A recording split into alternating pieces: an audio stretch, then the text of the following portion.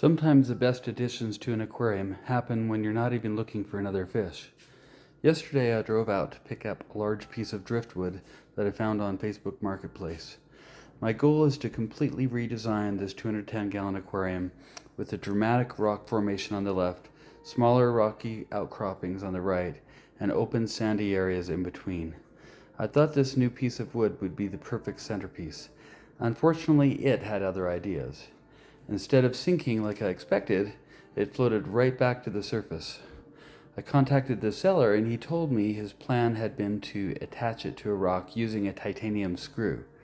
That may be what I end up doing, but for now, I've got it pinned down under about 100 pounds of rock, hoping it'll eventually become waterlogged enough to stay on the bottom. So if the tank looks a little messy today, that's because it's very much a work in progress. While I was talking with the seller about the driftwood, he mentioned something that immediately caught my attention. He had a pike cichlid. He called it a black stripe pike, so it's probably either a Venezuelan pike or a Colombian pike. We're not completely sure. But it had become a little too feisty for his aquarium, and he said if somebody wanted it, they could have it. Well, I wasn't about to leave without it.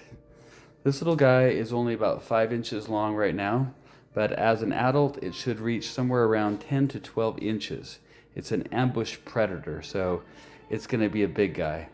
It's definitely going to be one of the larger fish in this aquarium at some point. Pike cichlids are predators, but they're also incredibly intelligent fish with a very unique personality, so I'm really excited to watch this one mature. After floating the bag for about 20 minutes to equalize the temperature, I poured the fish into a net over a bucket like I always do, so I wouldn't introduce water from another aquarium into mine. Then I lowered the net into the tank and let him decide when he was ready. It took about 30 seconds. He calmly swam out of the net and immediately started exploring his new home.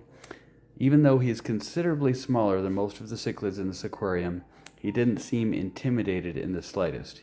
He spent the next couple of minutes confidently cruising around, checking out every corner of the tank like he'd been there all along. Since it was getting late, I switched off all the lights to give everybody a quiet night to settle in. I'm really looking forward to seeing this fish grow over the next few years, finding out whether he's actually a Venezuelan pike or a Colombian pike. Either way, I think he's going to be an incredible addition to this aquarium, especially once the new Aquascape is finished.